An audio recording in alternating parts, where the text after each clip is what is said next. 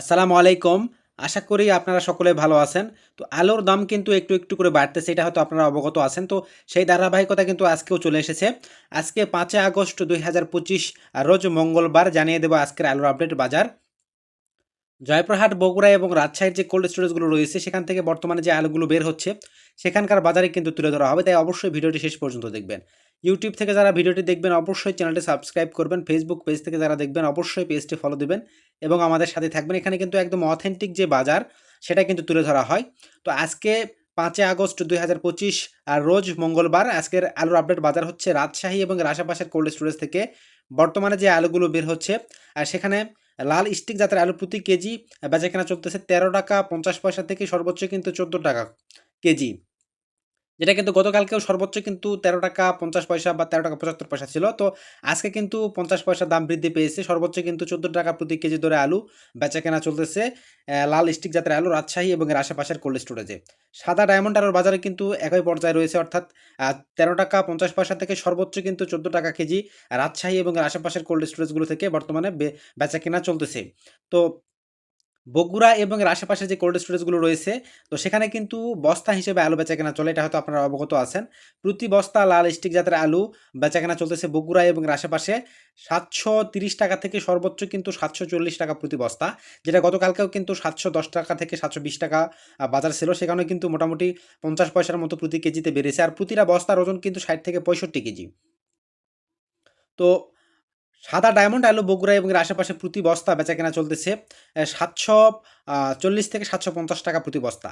আর কৃষকেরা পাচ্ছে সব কিছু বাদ দিয়ে ৩৮০ টাকা থেকে ৩৯০ টাকা প্রতি বস্তা লাল স্টিক জাতের আলুতে এবং সাদা ডায়মন্ড জাতের আলুতে, দুটাই কিন্তু বাজার একই। ৩৮০ টাকা থেকে ৩৯০ টাকা প্রতি বস্তায় কিন্তু কৃষকদের প্রাপ্তি হচ্ছে বা কৃষকেরা পাচ্ছে। বগুড়া, এটা কিন্তু বগুড়ার বাজার। জয়পুরহাট এবং এর আশেপাশে যে কোল্ড স্টোরেজগুলো থেকে আলু বের হচ্ছে সেখানেও কিন্তু আলুর বাজার বৃদ্ধি পেয়েছে। তো জয়পুরহাট এবং আশেপাশের কোল্ড স্টোরেজগুলো থেকে ৭১০ টাকা থেকে সর্বোচ্চ কিন্তু ৭৩০ টাকা প্রতি বস্তা হিসেবে আলু বেচাকেনা চলতেছে লাল স্টিক জাতের আলু। আর কৃষকদের প্রাপ্তি হচ্ছে ৩৪০ থেকে ৩৫০ টাকা প্রতি বস্তা। আর যেটা কিন্তু গতকালকেও ৩০০ থেকে ৩১০ টাকা প্রাপ্তি ছিল কৃষকদের। তো এখানেও কিন্তু আলুর দাম কিছুটা বৃদ্ধি পেয়েছে প্রতি বস্তায়। সাদা ডায়মন্ড আলু জয়পুরহাটে একই বাজারে বেচাকেনা চলতেছে ৭১০ টাকা থেকে ৭৩০ টাকা প্রতি বস্তা। আর কৃষকেরা পাচ্ছে ৩৪০ টাকা থেকে ৩৫০ টাকা প্রতি বস্তা। তো এই হচ্ছে বর্তমানে আলুর বাজার। তো একটু করে কিন্তু আলুর দাম বাড়তেছে। তবে সরকারিভাবে এখন পর্যন্ত কিন্তু আমরা কোনো এই বিষয়ে কিন্তু দেখি নাই যে তারা বাস্তবায়িত করেছে। আমরা কিন্তু কয়েকদিন আগে বক্তব্য বা বিভিন্ন সোশ্যাল মিডিয়াতে শুনেছিলাম এই বিষয়গুলো। আর নেপালে কিন্তু প্রতিনিয়ত এখন আলু রপ্তানি হচ্ছে। গতকালকেও কিন্তু ৬৮ মেট্রিক টনের মতো আলু রপ্তানি হয়েছে। গতকালকের আগের দিন কিন্তু ২৩১ মেট্রিক টন আলু রপ্তানি হয়েছে। তো রপ্তানিটাও কিন্তু দিনকে দিন একটু করে বাড়তেছে, যেটা কিন্তু আমরা ৭০ মেট্রিক টন ১০০ মেট্রিক টন দেখেছিলাম গত কয়েকদিন আগে। সেটা কিন্তু একটু করে বাড়তেছে। আর এই বৃদ্ধি পাওয়া কিন্তু কৃষকদের জন্য একটু স্বস্তির খবর। আর পাশাপাশি কিন্তু দাম বৃদ্ধিটা হওয়ার কারণে কৃষকেরা একটু স্বস্তির মধ্যে রয়েছে। তবে এই বাজারটা যদি ২৫ টাকা পর্যন্ত না ওঠে তাহলে কিন্তু কৃষকদের লস হবে। এখন পর্যন্ত কিন্তু লস হচ্ছে।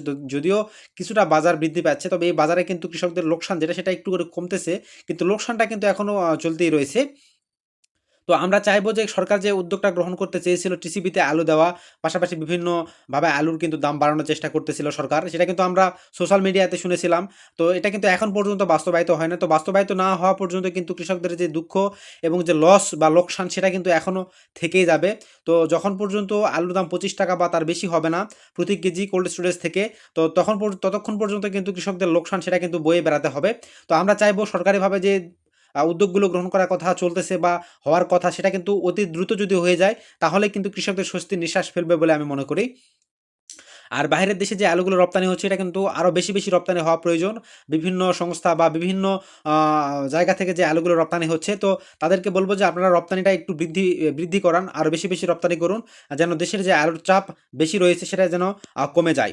তো আমরা সর্বশেষ একটা কথা বলতে চাই যে এখনও কিন্তু সারের দাম যেটা আমরা শুনে আসতেছিলাম যে অনেকটা বেশি হয়েছে। যেটা কিন্তু আমি গতকালকে বাজারে গিয়ে তদারকি করে দেখেছি যে আসলেই সারের দাম বিগত দিনগুলোর তুলনায় দিনকে দিন কিন্তু একটু করে বৃদ্ধি পাচ্ছে। কারণ সামনে যেহেতু কৃষকদের সারের প্রয়োজন, যে কারণে কিন্তু সিন্ডিকেট ব্যবসায়ীরা কিন্তু সারের দাম বৃদ্ধি করে দিয়েছে। তো এটা কিন্তু সরকারকে তদারকি করতে হবে। এখনও যদি প্রশাসন বা আপনার হচ্ছে ভ্রাম্যমাণ আদালত না নেমে যায় তাহলে কিন্তু অদূর ভবিষ্যতে যখন আলুতে সার যখন আমাদের প্রয়োজন হবে কৃষকদের, তখন কিন্তু আরও বেশি বেশি দামে সার বিক্রি হবে, তখন কিন্তু আমাদের উৎপাদন খরচ বেশি হবে। আর আপনারা জনগণ যারা রয়েছে তারা কিন্তু চিল্লাপাল্লা শুরু করে দিবেন যে এত উৎপাদন খরচ কিভাবে হয়, গত 2 বছর আগে আপনারা লাভ করেছেন। তো ভাই এসব কথা বলে বর্তমানে লাভ নেই, কারণ সব কিছুই কিন্তু সরকারকে নির্ধারিত করে দিতে হবে। কৃষকদের কিন্তু দেখার মতো কেউ নেই। তাই এখন থেকে যদি বাজার মনিটরিং করা না হয়, তাহলে অদূর ভবিষ্যতে কিন্তু আপনাদেরও কিন্তু কপালে দুর্দশা আর সৃষ্টি হবে। আলু কিন্তু তখন আপনাদের 90 টাকা, 100 টাকা, 150 টাকা কেজি কিন্তু কিনে খেতে হবে। এটা কিন্তু আমি বলে রাখলাম আগে থেকেই। তো সকলে ভালো থাকবেন। ভিডিওটি ভালো লাগলে অবশ্যই শেয়ার করে দিবেন। ইউটিউব থেকে দেখে থাকলে অবশ্যই চ্যানেলটি সাবস্ক্রাইব করবেন। ফেসবুক পেজ থেকে দেখে থাকলে অবশ্যই পেজটি ফলো দিবেন এবং আমাদের সাথে থাকবেন। তো সকলকে ধন্যবাদ। আসসালামু আলাইকুম।